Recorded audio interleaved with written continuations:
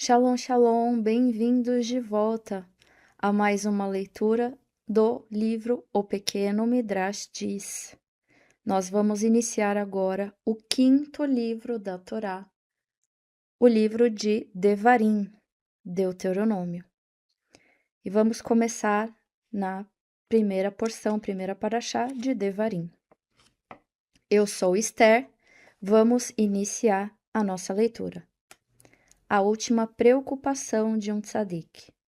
Quando Moshe soube que sua morte estava próxima, ele quis que cada judeu escutasse seu mussar, o discurso de repreensão, e por isso reuniu toda a nação. Antes de Abraham Avino falecer, ele reuniu de sua família toda a gente. E isso foi o que ele lhes disse: assegurem-se de andar no caminho de Hashem eternamente. Isaac ensinou a Yaakov o máximo que pôde. Assim seu filho continuaria a fazer só o que é bom. Da mesma forma, Yaakov reuniu em seu leito de morte todos os 12 Shevatim, para abençoá-los e inspirá-los a serem tzadikim. O rei Davi também chamou Shilomó, seu filho, e lhe disse o que fazer depois que ele se fosse. Felizes são os tzadikim, cuja última preocupação é que do caminho da Torá seus filhos não se afastarão. Moshe reúne a nação. Bnei Israel chegaram ao final da sua jornada de 40 anos pelo deserto. Todos os homens da geração de Moshe haviam morrido, e seus filhos agora eram adultos. Eles estavam acampados nas planícies de Moabe. Esta era a última parada antes de entrar em Eretz Israel. Aharon e Miriam não mais viviam, somente Moshe sobrevivera. Ele tinha 120 anos, mas parecia um jovem. Sua face não estava encovada nem enrugada. Seu rosto irradiava os raios da Sheriná. Ele era forte e caminhava a passos largos como um jovem rapaz. Ainda assim, Moshe sabia que não cruzaria o rio Jordão, nem entraria em Eretz Israel. Devo falar a Bnei Israel uma última vez, ele pensou. Repetirei a Torá e as mitzvot para eles, e me certificarei de que aprenderam tudo muito bem. Também lhes ensinarei novas mitzvot que ainda desconhecem. Primeiramente, discutirei as averot, pecados que seus pais cometeram no deserto. Isto os ajudará a fazer techuvá e evitar transgressões semelhantes. Sabendo que estou próximo da morte, eles com certeza me ouvirão e não se rebelarão. No primeiro dia de Shevat, 2488, 36 dias antes da sua morte, Moshe anunciou: todos Bnei Israel devem se reunir e escutar as minhas palavras. Por que Moshe quis que cada judeu ouvisse seu discurso? Ele pensou: se alguém não estiver presente agora e mais tarde ouvir as minhas palavras de outros, ele pode discordar de certos aspectos. De jeito nenhum isso pode acontecer. Que todo mundo esteja presente agora e ouça o que tenho a dizer. Se alguém achar que estou errado, ele poderá se manifestar e eu esclarecerei minhas palavras. Pode ser difícil de imaginar, mas o último discurso de Moshe durou 36 dias. Cada dia, Bnei Israel se reuniam e escutavam as palavras de mussar, de repreensão de Moshe e seus ensinamentos. O livro de Devarim inteiro é o discurso de Moshe. Moshe começa seu discurso. A voz de Moshe não era alta o suficiente para atingir 600.000 pessoas, mas um milagre ocorreu, e ela foi ouvida por cada judeu presente. Moshe Rabbeinu começou: eu falarei a vocês sobre seus pecados no deserto. Vocês devem entender que a única razão por que menciono estes pecados É porque eu amo vocês. Quero ajudá-los a melhorar a fazer techuvá. Um mês depois do início de nossa jornada pelo deserto, a massa que havíamos trazido do Egito acabara. Vocês reclamaram. No Egito sempre tínhamos muito para comer. Todos nós morreremos de fome. Queremos pão e carne. Embora vocês reclamassem, em vez de confiar em Hashem, ele foi misericordioso. Ele fez com que mã caísse do céu e lhes deu os pássaros Slav. Hashem fez com que o mã caísse diariamente por 40 anos. O povo ouviu estas palavras. Eles pensaram, quão certo está Moshe. Nós não acreditamos em Hashem. Em vez de reclamar, deveríamos ter tido emuná. No futuro, não reclamaremos, mesmo que as coisas estejam difíceis. Moshe esperou. Será que alguém argumentaria?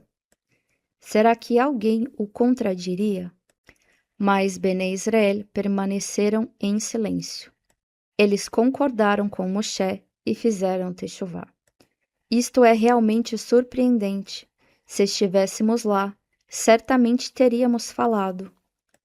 Moshe, não fomos nós quem reclamou da falta da comida, foram nossos pais. O pecado relatado por Moshe acontecera 40 anos antes, no começo da jornada pelo deserto. Naquele tempo, a geração que agora ouvia Moshe ou ainda não havia nascido, ou eram crianças pequenas. Mesmo assim, ninguém disse, a culpa não foi nossa. Isto mostra que a nova geração era de verdadeiros tzadikim. Grandes tzadikim se responsabilizam até mesmo pelas transgressões de seus pais, como se fossem suas próprias. O povo estava envergonhado e fez techuvá pelos pecados de seus pais. Moshe continuou. Vocês se lembram do que aconteceu nas planícies de Moabe? Bnei Israel abaixaram suas cabeças, envergonhados. Eles recordaram o pecado em Shitim, nas planícies de Moabe, apenas alguns meses antes. Na maior parte, apenas os membros do Shevet Shimon pecaram com as filhas de Moabe. Eles também serviram ao ídolo de Baal Peor. Os pecadores foram executados por Moshe e uma praga irrompeu. Ela somente cessou depois que Pinhas matou Zimri e rezou para Hashem. Os ouvintes fizeram techuvá por isso também, muito embora eles não tivessem pecado e os culpados já haviam morrido. Novamente, a voz de Moshe se fez ouvir. Como vocês se comportaram às margens do Yam Suf, quando viram o exército do faraó quase nos alcançando? Vocês se desesperaram. Alguns de vocês se aterrorizaram e gritaram, se ao menos tivéssemos morrido no Egito, em vez de sermos mortos pelo exército do faraó. Mesmo depois de Hashem ter afundado o exército do faraó, vocês não acreditaram nele. Vocês acharam que os egípcios haviam escapado do Yam Suf, da mesma forma que vocês. Para mostrar que vocês estavam errados, Hashem ordenou que o mar jogasse os corpos dos egípcios nas margens. Somente então vocês acreditaram no milagre. Novamente, Bnei Israel concordaram com Moshe e aceitaram os pecados de seus pais com os seus próprios. Moshe continuou. E recentemente, depois da morte de Aharon, vocês reclamaram sobre o mã. Hashem disse que vocês deveriam retornar para o deserto, para a terra de Edom. Vocês protestaram. De volta para o deserto. Estamos cansados de comer mã o tempo todo. Mais uma vez o povo aceitou as palavras afiadas de Moshe. Esta geração era extraordinária de fato. Ninguém falou, eu pessoalmente sou inocente. Moshe ainda não havia terminado a lista de pecados do povo judeu. Todos vocês se lembram do que aconteceu no deserto de Parã. Vocês enviaram espiões. Depois, quando se aproximaram de Hatzeroth, Korah se rebelou. Finalmente, Moshe expôs o mais grave de todos os pecados, o bezerro de ouro. Vocês estavam ricos quando saíram do Egito. Tinham muito ouro, disse Moshe. Mas vocês o usaram para fazer um bezerro de ouro. Vocês deveriam ser destruídos. Em vez disso, Hashem ordenou que construíssem um Mishkan. E ele os perdoou pelo zerhut do Mishkan. Novamente, Bnei Israel aceitou a repreensão de Moshe. Eles fizeram tchuvá pelo pecado do bezerro de ouro. O que a Torá escrita nos fala sobre este pecado?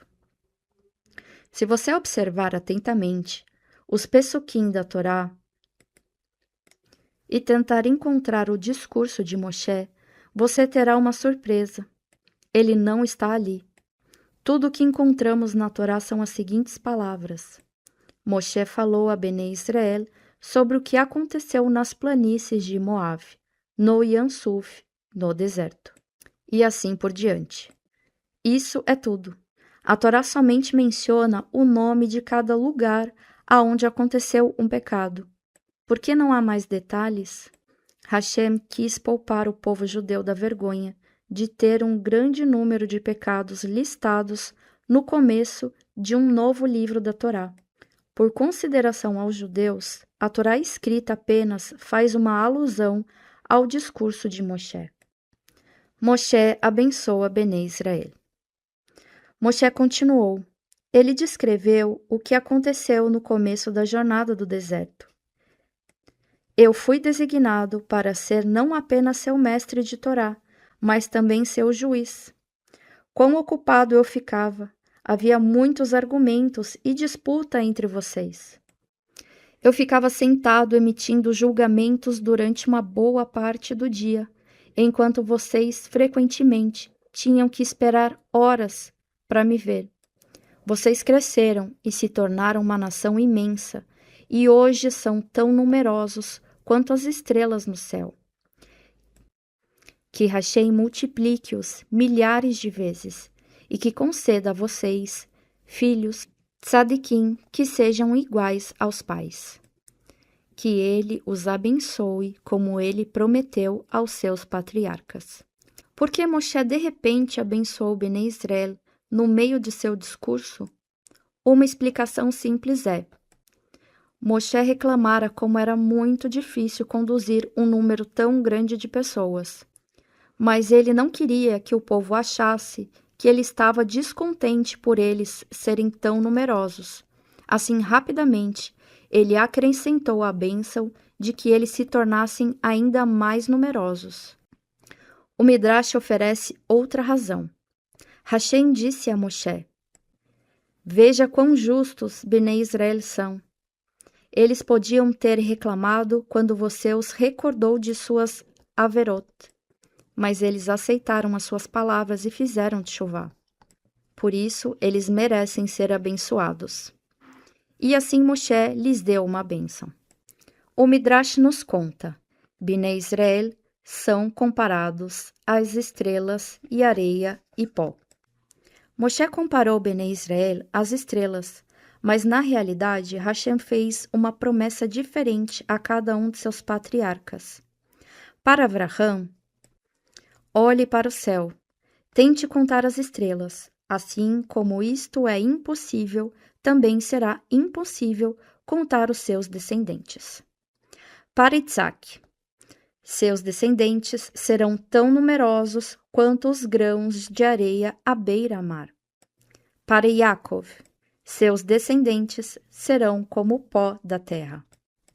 Vamos tentar entender como os judeus são comparados às estrelas, à areia e ao pó. Estrelas. Cada estrela é importante para o universo. Se faltar até mesmo uma única estrela, a criação de Hashem está imperfeita.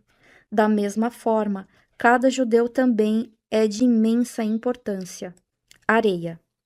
Embora ondas poderosas batam contra a margem arenosa e a areia macia é uma forte barreira, a água não consegue passar e arrastá-la. Da mesma forma, o povo judeu repetidamente sobrevive aos ataques das nações do mundo, pó da terra. Plantas e árvores não crescem sem a terra. Bene Israel são comparados à terra, porque por seu mérito todas as nações do mundo são abençoadas. Na época de Moshe, Hashem já havia cumprido a sua promessa de que Bene Israel seriam como as estrelas. Somente na era de Mashiach todas as promessas de Hashem aos nossos patriarcas se concretizarão. Como Moshe nomeou juízes. Moshe continuou com seu discurso. Eu disse a vocês que me trouxessem homens sábios e compreensivos. Eu nomearia alguns deles como juízes. Ao ouvirem meu pedido, vocês poderiam ter respondido: Moshe, preferiríamos que você seja o nosso único juiz. Você recebeu os mandamentos diretamente de Hashem. Os outros juízes são apenas seus alunos, e eles não têm tanto conhecimento quanto você. Mas vocês imediatamente concordaram. E acharam que, no meio de tantos juízes, algum deles aceitarão suborno e nos favorecerão. Eu disse aos novos juízes: julguem todos os casos que puderem. Se um caso for muito difícil, tragam-no para mim. Moshe foi punido por estas palavras, porque soaram como se ele estivesse se gabando. Quando as filhas de Zelophehad foram a Moshe perguntar se deveriam receber a herança de seu pai, Moshe não sabia a resposta. Hashem provou a Moshe que mesmo ele não poderia cuidar de todos os casos difíceis sozinho. Moshe então repetiu para o povo as regras que ele ensinara aos juízes. Regras para os juízes judeus. O mesmo tipo de problema pode ser trazido a você mais de uma vez. Na primeira vez, o assunto é novo para você e você o estuda cuidadosamente para encontrar a solução. Na segunda vez, você já não estuda assim tão detalhadamente. Na terceira vez em que houve o problema, você pensa: por que eu devo estudar a Halachot novamente? Eu já conheço o caso. Mas você está errado. Você deve revisar cuidadosamente cada caso antes de tomar uma decisão, mesmo que se ache familiarizado com o assunto.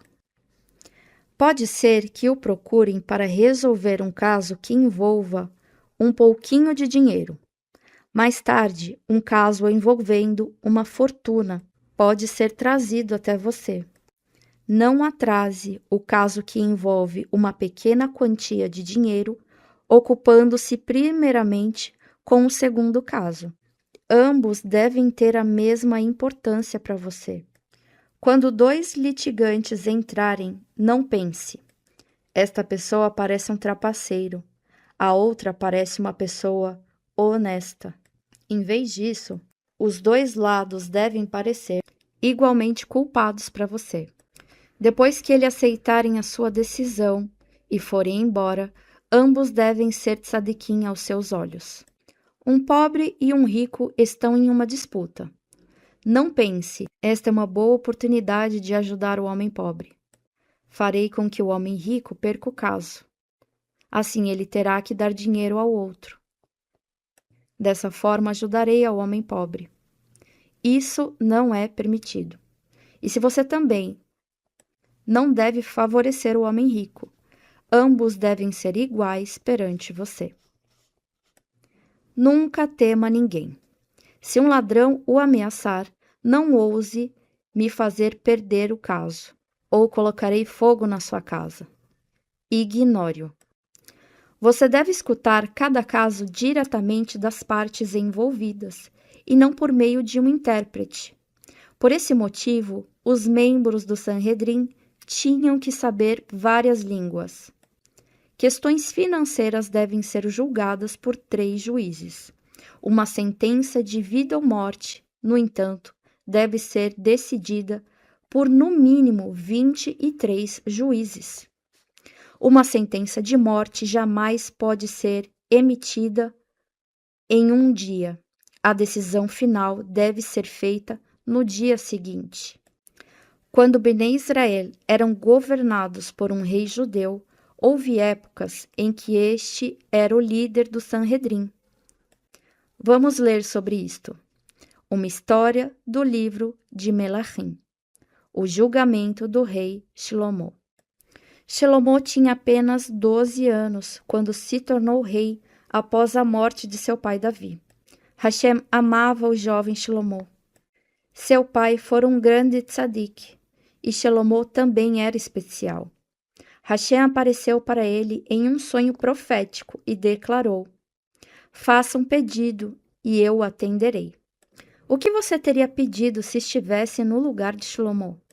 Talvez você quisesse ficar rico, ou viajar até a lua em uma nave espacial, ou talvez pedisse um estoque interminável de sorvete. Shlomo também tinha várias opções. Ele podia pedir riqueza, vida longa ou vitória sobre seus inimigos. Mas o jovem Shlomo era um sábio e um tzadik. Ele agradeceu a Hashem por sua imensa bondade em nomeá-lo rei. E então ele disse: Hashem, sou jovem e inexperiente. Sou responsável por liderar e julgar o povo judeu. Preciso da sua ajuda para fazer um bom trabalho. Por favor, Hashem, me dê sabedoria e entendimento para tomar as decisões certas. Hashem ficou satisfeito com o pedido de Shlomo. Ele era digno de ser rei. Ele compreendia totalmente as responsabilidades de um rei judeu. Observação. Ao ler essa história, você pode pensar: que pena que Hashem não aparece para nós e pergunta o que cada um deseja. Há uma razão para isso. O Midrash explica que Hashem dá esta oportunidade apenas às pessoas que não fariam um mau uso dela. Somente grandes tzadikim recebem esta chance. Avraham foi um dos tzadikim que a receberam. Bereshit Rabá 43, verso 10. E efetuar. Hashem prometeu a Shlomo: darei a você mais sabedoria e entendimento do que qualquer homem já teve ou jamais terá, com exceção de Mashiach. Uma vez que você não pediu riquezas e honra, eu também as darei a você. E se você cumprir bem as mitzvot da Torá, você também terá uma vida bem longa. Ao acordar, Shlomo sabia que seu sonho havia sido profético. Sua mente, de repente, começou a compreender coisas que jamais conseguiria antes. O Midrash nos conta que Shlomo era até capaz de entender a conversa dos pássaros e de outros animais. O rei Shlomo agradeceu a Hashem por seu maravilhoso presente. Ele fez um banquete para seus servos e ofereceu korbanot a Hashem. O rei Shlomo tornou-se famoso por sua sabedoria. Ele conduziu o país muito bem e se tornou conhecido como um extraordinário juiz. O rei Shlomo se sentava em um esplêndido trono enquanto emitia os seus julgamentos. De um lado do trono havia leões de ouro agachados, e do outro lado haviam águias de ouro. Acima do trono ficava uma menorá, também de ouro. 71 cadeiras de ouro ficavam em uma plataforma para os membros do Sanhedrin se sentarem. Havia 6 degraus até chegar ao trono, com um mecanismo embutido que elevava o rei de um degrau ao outro. Quando ele chegava ao último degrau, uma águia de ouro o coroava. Uma pomba de ouro abria o Aron, a arca, e trazia um Sefer Torá para Shlomo, que ele sempre mantinha em sua mão. Um anunciador ficava de pé em frente ao trono. Quando o rei Shlomo estava no primeiro degrau, ele gritava: Não julgue incorretamente. No segundo degrau, não favoreça uma parte sobre a outra. No terceiro degrau, ele dizia: não aceite suborno. E assim por diante. Assim eram lembrados ao rei todos os mandamentos da Torá referentes a um julgamento honesto. Eis aqui um dos brilhantes julgamentos do rei Shlomo, em um estranho caso. Ele ocorreu no começo do seu reinado. Duas mulheres apareceram diante da corte. Ambas viviam na mesma casa. Uma delas segurava um bebê. Essa mulher disse: o bebê recém-nascido da outra mulher morreu ontem à noite. Ela se levantou sorrateiramente enquanto eu dormia, colocou o seu bebê morto nos meus braços e levou o meu bebê para junto dela. De manhã, quando eu olhei para o bebê, vi que ele não era meu, era dela. Não é verdade, protestou a outra mulher. Tenho certeza de que o bebê vivo é meu, o morto é dela. Elas discutiam sem parar. Todos estavam muito agitados. Como Shlomo poderia saber a verdade, se não haviam nenhuma testemunha? O rei então ordenou: tragam-me uma espada. O que ele vai fazer com uma espada? As pessoas começaram a se perguntar. A espada foi trazida. Shlomo ordenou ao seu servo: como há apenas um bebê vivo e ambas as mães o querem, corte-o em dois. Cada uma ficará com a metade de seu corpo. Os conselheiros de Shlomo, que estavam perto dele, não acreditaram no que ouviam. Ele deve estar louco, eles comentaram. É isso o que acontece quando um rapaz tão jovem se torna um juiz. De repente, uma voz de mulher atravessou o salão. Não mate o bebê, entregue-o a outra mulher, mas tenha piedade e não o mate. Não, não, gritou a segunda mulher, divida-o por igual. O bebê pertence à primeira mulher, o rei anunciou. Ela teve piedade dele. Ela deve ser a sua verdadeira mãe. Os conselheiros de Shlomo agora entenderam a sua sabedoria. Afortunada é a nação que o tem como rei, eles exclamaram. Uma voz celestial foi ouvida e confirmou: ela é a verdadeira mãe.